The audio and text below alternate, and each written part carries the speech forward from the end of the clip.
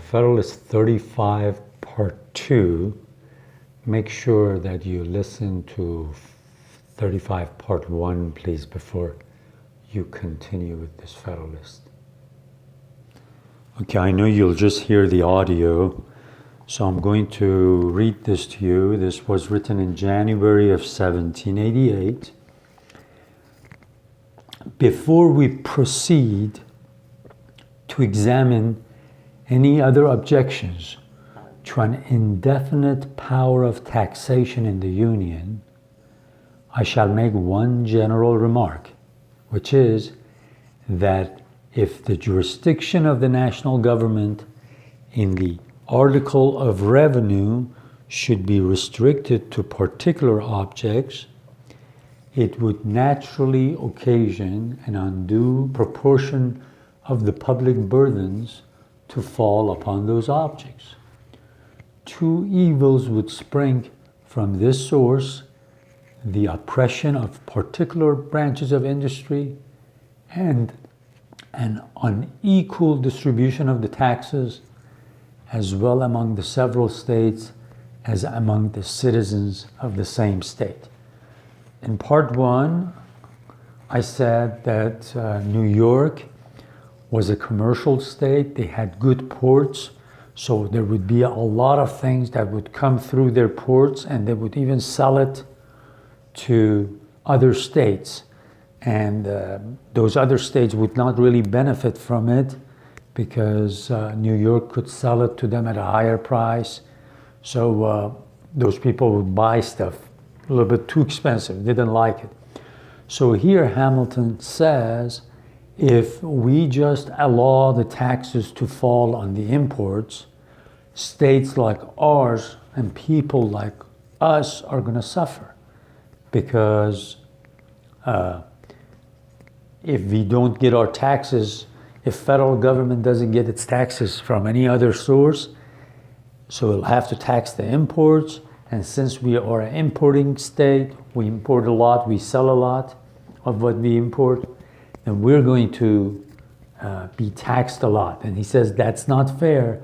Plus, a lot of our people who work in related fields that are based on the imports, they will also be hurt.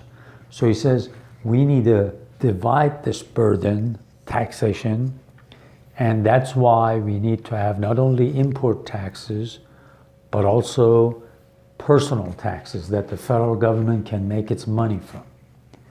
Suppose, as has been contended for, the federal power of taxation were to be confined to duties on imports. It is evident that the government, for want of being able to command other resources, would frequently be tempted to extend these duties to an injurious excess. There are persons who imagine that it can never be the case, since the higher they are, the more it is alleged they will tend to discourage an extravagant consumption, to produce a favorable balance of trade, and to promote domestic manufactures. But all extremes are pernicious in various ways. Exorbitant duties on imported articles serve to beget a general spirit of smuggling, which is always prejudicial to the fair trader and eventually to the revenue itself.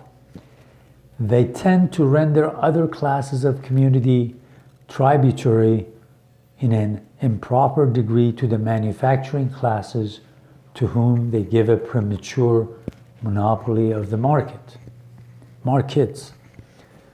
They sometimes force industry out of its more natural channels into others in which it flows with less advantage. And in the last place, they oppress the merchant, who is often obliged to pay them himself without any retribution from the consumer. When the demand is equal to the quantity of goods at market, the consumer generally pays the duty. But when the markets happen to be overstocked, a great proportion falls upon the merchant, and sometimes not only exhausts his profits, but breaks in upon his capital. I am apt to think that a division of the duty between the seller and buyer more often happens than is commonly imagined. It is not always possible to raise the price of a commodity in exact proportion to every additional imposition laid upon it. The merchant, especially in a country of small commercial capital, is often under a necessity of keeping prices down in order to a more expeditious sale. So notice here he says how one thing affects others. If the import prices go up, the merchants get hurt. Sometimes people down the line get hurt. Some industries will not be encouraged. People will say, well, what is in it for me if I'm not going to make any money, or just keep on losing money? So he says you have to keep all of these in mind when you're dealing with issue of taxation, because of the way it can affect in a negative way different industries. Okay, I'll start in the next paragraph with the next paragraph. The maxim that the consumer is the payer is so much oftener true than the reverse of the proposition, that it is far more equitable the duties on imports should go into a common stock than they should redound to the exclusive benefit of the importing states. But it is not so generally true as to render it equitable that those duties should form the only national fund. When they are paid by the merchant, they operate as an additional tax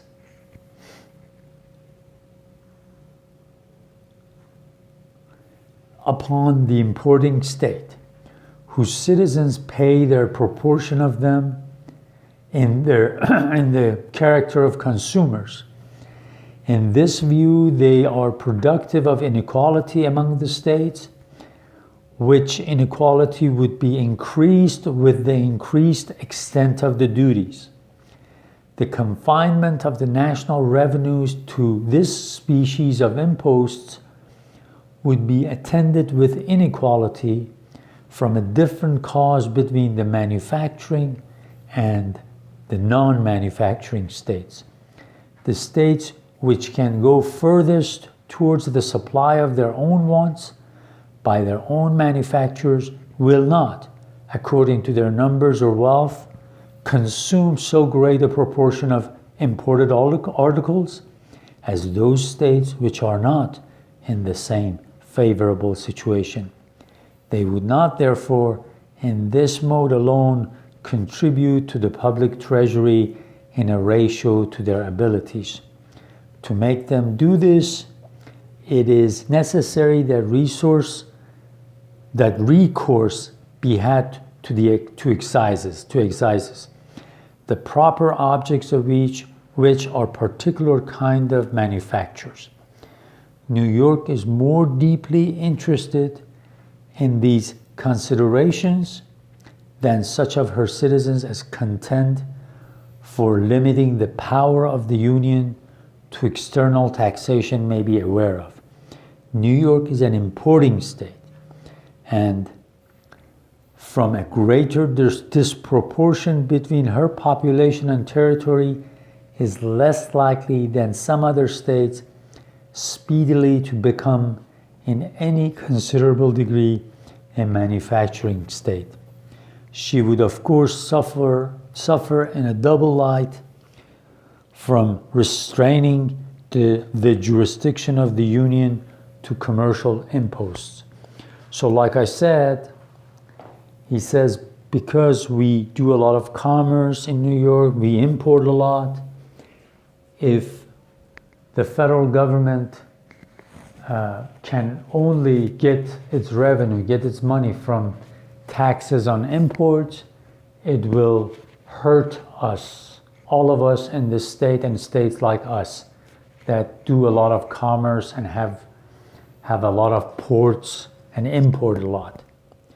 And he says, again, remember that this will not just affect the one group of people. When you raise the price on something, then other people will be discouraged of using it, discouraged of dealing with it, then they will not use it in what they build, what they make, and that affects everybody down the line. So we have to make it in a way that the taxes that the federal government gets is not just from the imports, but it's from various sources, from different places.